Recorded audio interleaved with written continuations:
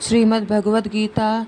ओम श्री परमात्मने नमः। चौथा अध्याय। इसके उपरांत श्री कृष्ण महाराज बोले, हे अर्जुन, मैंने इसे अविनाशी योग को कल्प के आदि में सूर्य के प्रति कहा था, और सूर्य ने अपने पुत्र मनु के प्रति कहा, और मनु ने अपने पुत्र राजा इक्ष्वाकु के प्रति कहा। इस प्रकार परंपरा से प्राप्त हुए इस योग को राजर्षियों ने जाना। परंतु हे अर्जुन, यह योग बहुत काल से इस पृथ्वी लोक में लोप हो गया था। वह ही यह पुरातन योग अब मैंने तेरे लिए वर्णन किया है, क्योंकि तू मेरा भक्त और प्रिय सखा इसलिए तथा यह योग बहुत उत्तम और रहस्य था। अति मर्म का विशेष प्रकार भगवान श्री कृष्णचंद्र महाराज के वचन सुनकर अर्जुन ने पूछा, हे भगवान, आपका जन्म तो आधुनिक अर्थात अब हुआ है, और सूर्य का जन्म बहुत पुराना, इसलिए इस योग को कल्प के आदि में आपने कहा था, मैं कैसे जाऊं। इस पर श्री कृष्ण महाराज बोले, हे अर्जुन, मेरे और तेरे बहुत से जन्म हो चुके हैं, परंतु हे परंतप उन सबको तू नहीं जानता और मैं जानता हूँ। मेरे जन्म प्राकृत मनुष्यों के सदृश नहीं है। मैं अविनाशी स्वरूप या जन्म होने पर भी तथा सब भूत प्राणियों का ईश्वर होने पर भी अपनी प्रकृति को अधीन करके योग माया से प्रकट होता हूँ। हे भारत, जब जब धर्म की हानि और अधर्म की वृद्धि होती है, तब तब ही मैं अपने रूप को रचता हूँ अर्थात प्रकट करता हूँ, क्योंकि साधु पुरुषों का उद्धार करने के लिए और दूषित कर्म करने वालों का नाश करने के लिए तथा धर्म स्थापन करने के लिए युग युग में प्रकट होता हूँ। इसलिए हे अर्जुन, मेरा वह जन्म और कर्म दिव्य अर्थात अलौकिक है। इस प्रकार जो पुरुष तत्व से जानता वह शरीर को त्याग कर फिर जन्म को नहीं प्राप्त होता, किंतु मुझको ही प्राप्त होता है। अर्जुन, पहले भी राग भय और क्रोध से रहित अनन्य भाव से मेरे में स्थित वाले मेरे शरण हुए बहुत से पुरुष ज्ञान रूप तप से पवित्र हुए मेरे स्वरूप को प्राप्त हो चुके हैं। क्योंकि हे अर्जुन, जो मेरे को जैसा बसते हैं मैं भी उनको वैसे ही बसता हूँ। इस रहस्य को जानकर ही बुद्धिमान मनुष्यगण सब प्रकार से मेरे मार्ग के अनुसार बरतते हैं। जो मेरे को तत्व से नहीं जानता वे पुरुष इसे मनुष्य लोक में कर्मों के फल को चाहते हुए देवताओं को पूजते हैं, और उनके कर्मों से उत्पन्न हुई सिद्धि भी शीघ्र ही प्राप्त होती है, परंतु उनको मेरी प्राप्त नहीं होती। इसलिए तू मेरे को ही सब प्रकार से भज। हे अर्जुन, गुण और कर्मों के विभाग से ब्राह्मण क्षत्रिय वैश्य और शूद्र मेरे द्वारा रचे गए हैं।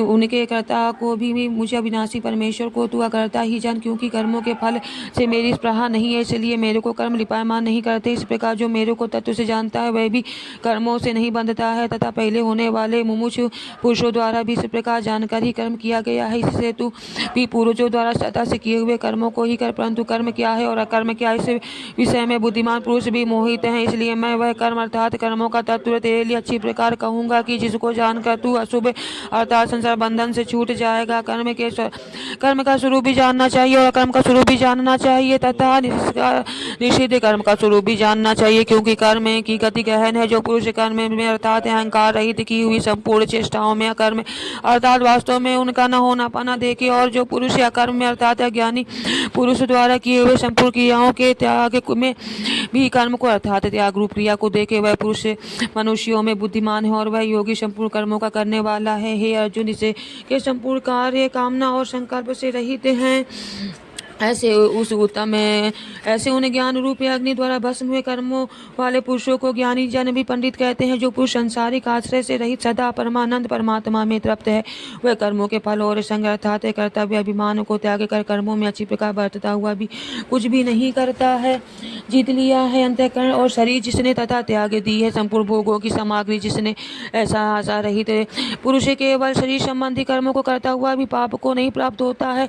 अपने आप जो कुछ प्राप्त हो उसमें ही संतुष्ट रहने वाला, हर्ष शोक आदि द्वंद्वों से अतीत हुआ तथा मत शरता अर्थात ईर्ष्या से रहित, सिद्धि और असिद्धि में समत भाव वाला पुरुष कर्मों को करके भी नहीं बंधता है, क्योंकि आसक्ति से रहित ज्ञान में स्थित हुए चित्त वाले यज्ञ के लिए आचरण किए हुए मुक्त पुरुष के संपूर्ण कर्म नष्ट हो जाते हैं। उन यज्ञ के लिए आचरण करने वाले पुरुषों में से कोई तो इस भाव में यज्ञ करते हैं कि अर्पण अर्थात भी ब्रह्म है, और हवि अर्थात हवन करने योग्य द्रव्य ब्रह्म है, और ब्रह्म रूप अग्नि में ब्रह्म रूप कर्ता के द्वारा जो हवन किया गया वह भी ब्रह्म ही अर्थात ब्रह्म रूप कर्म में सामर्थ्य हुए उस पुरुष द्वारा जो प्राप्त होने योग्य है वह भी ब्रह्म ही है। और अर्थात जो योगी जन देवताओं के पूजन रूप यज्ञ को ही अच्छी प्रकार उपासते हैं अर्थात करते हैं, और दूसरे ये ज्ञानी जन परब्रह्म परमात्मा स्वरूप अग्नि में यज्ञ के द्वारा ही यज्ञ को हवन करते हैं। अन्य योगी जन श्रोत्र आदि के सब इंद्रियों को संयम अर्थात स्वाधीनता पूर्वक अग्नि में हवन करते हैं अर्थात इंद्रियों को विषयों से रोककर अपने वश में कर लेते हैं। और दूसरे योगी लोग शब्दाधिक विषयों को विषयों को इंद्रिय रूप अग्नि में हवन करते हैं अर्थात राग द्वेष रहित इंद्रियों द्वारा विषयों को ग्रहण करते हुए भी भस्म रूप करते हैं। दूसरे योगी जन संपूर्ण इंद्रियों की चेष्टाओं के तथा प्राणों के व्यापार को ज्ञान से प्रकाशित हुई परमात्मा के स्थित रूप योगाग्नि में हवन करते हैं। दूसरे कोई पुरुष ईश्वर अर्पण बुद्धि से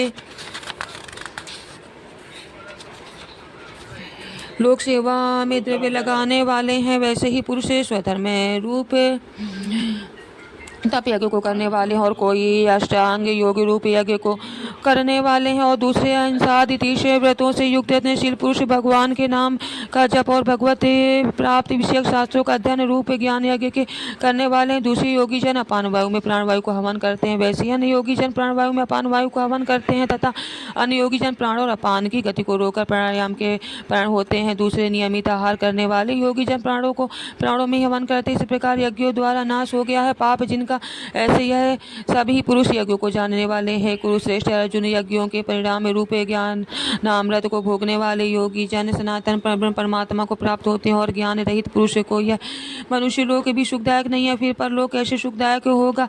ऐसे बहुत से यज्ञ वेद की वाणी में विस्तार से कहे गए हैं, उन सब को शरीर मन और इंद्रियों की क्रिया द्वारा ही उत्पन्न होने वाले जान। इस प्रकार तत्व से जानकर निष्काम कर्मयोग द्वारा संसार बंधन से मुक्त हो जाएगा। हे अर्जुन, सांसारिक वस्तुओं से सिद्ध होने वाले यज्ञ के ज्ञान रूप यज्ञ सब प्रकार श्रेष्ठ है, क्योंकि हे पार्थ संपूर्ण यावन मात्र कर्म ज्ञान के शेष होते हैं अर्थात ज्ञान उनकी पराकाष्ठा है। इसलिए तत्व से जानने वाले ज्ञानी पुरुषों से भली प्रकार दंडवत प्रणाम तथा सेवा और निष्कपट भाव से किए हुए प्रश्न द्वारा उस ज्ञान को जान वे मर्म को जानने वाले ज्ञानी जन तुझे उस ज्ञान का उपदेश करेंगे कि जिसको जानकर तू फिर इसी प्रकार मोह को प्राप्त नहीं होगा। हे अर्जुन, जिसे ज्ञान के द्वारा सर्वव्यापी अनंत चेतन रूप हुआ अपने अंतर्गत समस्त बुद्धि की के आधार संपूर्ण भूतों को देखेगा, और उसके उपरांत मेरे में अर्थात सच्चिदानंद स्वरूप में एक भाव हुआ सच्चिदानंद मैं ही देखेगा। यदि तू सब पापियों से भी अधिक पाप करने वाला है तो भी ज्ञान रूप नौका द्वारा निसंदेह संपूर्ण पापों को अच्छी प्रकार तर जाएगा। है अर्जुन, जैसे प्रज्वलित अग्नि ईंधन को भस्म कर देता है, वैसे ही ज्ञान रूप अग्नि संपूर्ण कर्मों को भस्म कर देता है। इसलिए इस संसार में ज्ञान के समान पवित्र करने वाला निसंदेह कुछ भी नहीं है। उस ज्ञान को कितने ही काल से अपने आप समत्व बुद्धि रूप योग के द्वारा अच्छी प्रकार शुद्ध अंतःकरण हुआ पुरुष आत्मा में अनुभव करता है। हे अर्जुन, जितेंद्रिय तत्पर हुआ श्रद्धावान पुरुष ज्ञान को प्राप्त होता है। ज्ञान को प्राप्त होकर तत्क्षण भगवती प्राप्ति रूप परम शांति को प्राप्त हो जाता है। अर्जुन, भगवत विषय को न जानने वाला तथा श्रद्धा रहित और संयम युक्त पुरुष परमात्मा को भ्रष्ट हो जाता है। उसमें भी संशय युक्त पुरुष के लिए तो न सुख है और न यह लोक है और न परलोक है, अर्थात यह लोक और परलोक दोनों ही उसके लिए भ्रष्ट हो जाते हैं। धनंजय, समत्व बुद्धि रूप योग द्वारा भगवत अर्पण कर दिया संपूर्ण कर्म जिसने और ज्ञान द्वारा नष्ट हो गए हैं। सब संशय जिसके ऐसे परमात्मा परायण पुरुष को कर्म नहीं बांधते हैं। इससे हे व्रतवंशी अर्जुन, तू समत्व बुद्धि रूप योग में स्थित हो और ज्ञान से उत्पन्न हुए हृदय में स्थित इसे अपने संशय को ज्ञान रूप तलवार द्वारा छेदन करके युद्ध के लिए खड़ा हो। हरि ओम तत्सत।